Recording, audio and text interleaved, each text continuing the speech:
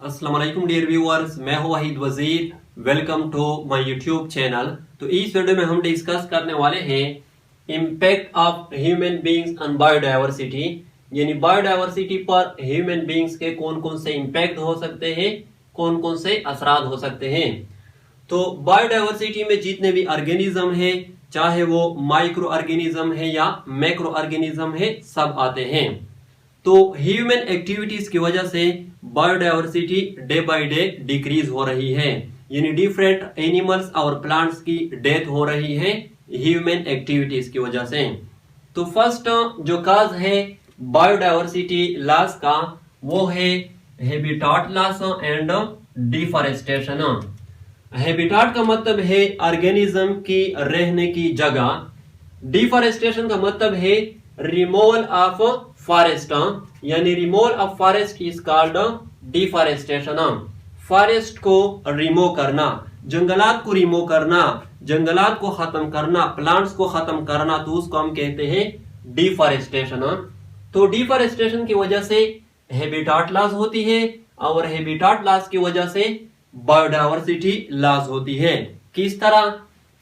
For example, ये एक forest है, यहाँ पर डिफरेंट टाइप के प्लांट्स जो है वो मौजूद है और साथ साथ यहाँ पर डिफरेंट एनिमल्स भी मौजूद हैं। तो ये जो फॉरेस्ट है ये डिफरेंट एनिमल्स का हैबिटाट बन चुका है। अब अगर हम इस फॉरेस्ट को रिमूव कर ले, यानी यहाँ पर ये जो प्लांट्स है इसको रिमूव कर ले, इसको कट कर ले, इसको खत्म कर ले, फिर क्या हो जाएगा? यहाँ पर जो एनिमल्स है उसका हैबिटाट भी खत्म हो जाएगा, उसकी रहने की जगह भी खत्म हो जाएगी, जिसके नतीजे में यहाँ पर जो एनिमल्स है वो दूसरे इकोसिस्टम में माइग्रेट हो जाएंगे, दूसरे इकोसिस्टम में चले जाएंगे। फिर वहां पर जो पहले से मौजूद ऑर्गेनिज्म है उसके साथ कंपीट करेंगे, उसके साथ कंपटीशन करेंगे इसेंशियल फैक्टर्स के लिए, फॉर एग्जांपल वाटर है, फूड है, एटसेट्रा। तो वो एक दूसरे के साथ कंपटीशन करेंगे, जिसके नतीजे में वो एक दूसरे के साथ लड़ाई झगड़े करेंगे, एक दूसरे को मारेंगे। तो ये सब क्या है? ये बायोडायवर्सिटी लॉस है। तो डिफॉरेस्टेशन को स्टॉप कर लें। सेकंड जो काज है बायोडायवर्सिटी लॉस का, वो है ओवर हंटिंग। तो ओवर हंटिंग का मतलब है शिकार। आप लोगों ने देखा होगा बहुत से लोग ऐसे होते हैं जो डिफरेंट एनिमल्स को, स्पेशली बर्ड्स को मारते हैं और फिर उसको एज अ फूड यूज करते हैं। तो ओवर हंटिंग जो है ये भी बायोडायवर्सिटी लॉस का काज हो सकती है, क्योंकि ओवर हंटिंग की वजह से बहुत से एनिमल जो है, ऑर्गेनिज्म जो है वो खत्म हो जाएंगे, उसकी एक्सटिंक्शन हो जाएगी। तो ओवर हंटिंग को भी स्टॉप कर लें। थर्ड जो काज है बायोडायवर्सिटी लॉस का, वो है addition of species to an ecosystem.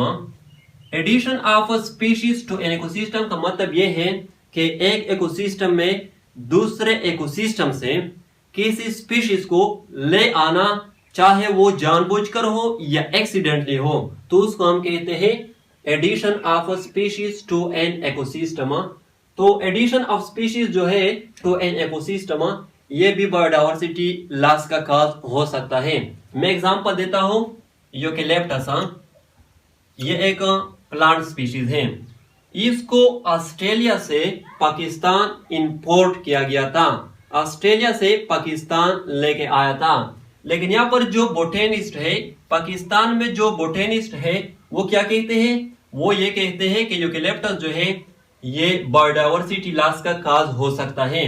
Reason क्या है? रीजन ये है कि ये जो प्लांट है इससे बहुत ज्यादा ट्रांसपायरेशन होती है, बहुत ज्यादा वाटर जो है वो लॉस होते हैं to the air, to the atmosphere, जिसके नतीजे में ये क्या करता है? ये साइल से बहुत ज्यादा वाटर को एब्जॉर्ब करता है। तो जहां पर ये प्लांट मौजूद होता है वहां पर साइल में वाटर की अनअवेलेबिलिटी होती है, वहां पर साइल में वाटर जो है वो अवेलेबल नहीं होते। तो इस प्लांट के करीब कोई दूसरा प्लांट जो है वो ग्रो नहीं हो सकता, अनअवेलेबिलिटी ऑफ वाटर की वजह से। तो इसलिए यहाँ पर जो बोटेनिस्ट है वो ये कहते हैं कि ये भी बायोडायवर्सिटी लॉस का काज हो सकता है। फोर्थ जो काज है बायोडायवर्सिटी लॉस का वो है removal of species from an ecosystem. Removal of species from an ecosystem का मतलब ये है कि एक इकोसिस्टम से किसी स्पीशीज को रिमूव करना, किसी स्पीशीज को निकालना। तो ये भी बायोडायवर्सिटी लॉस का काज हो सकता है। इस तरह मैं एग्जांपल देता हूं, स्टारफिश एंड मसल्स, ये दोनों एक्वेटिक ऑर्गेनिज्म है, एक्वेटिक एनिमल्स है, यानी दोनों पानी में रहते हैं। तो ये जो मसल्स है ये बाकी स्पीशीज के लिए हार्मफुल है, लेकिन ये जो स्टारफिश है ये प्रीडेटर है। ये क्या करता है, ये इस मसल को एज अ फूड यूज करता है। तो अगर हम स्टारफिश को रिमूव कर ले इकोसिस्टम से, यानी वाटर से, जहां पर ये मसल्स भी रहते हैं, फिर ये जो मसल्स है इसकी तादाद जो है वो इंक्रीज हो जाएगी, जिसके नतीजे में बाकी जो स्पीशीज होंगे उसकी सर्वाइवल जो है वो डिफिकल्ट हो जाएगी, वो डिस्टर्ब हो जाएगी। तो addition of species to an ecosystem and removal of species from an ecosystem, ये दोनों बायोडायवर्सिटी लॉस का काज हो सकती हैं। फिफ्थ वन है रैपिड इंडस्ट्रियलाइजेशन। रैपिड इंडस्ट्रियलाइजेशन का मतलब यह है, आप लोगों ने देखा होगा जो फैक्ट्रीज है, जो कारखाने हैं, उसकी तादाद जो है वो डे बाय डे इंक्रीज हो रही है। तो जो फैक्ट्रीज होते हैं उससे डिफरेंट पॉल्यूटेंट जो है वो एयर में रिलीज होते हैं, एटमॉस्फेयर में रिलीज होते हैं।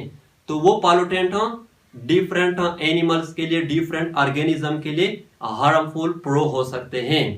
तो रैपिड इंडस्ट्रियलाइजेशन जो है ये भी बायोडायवर्सिटी लॉस का काज हो सकता है।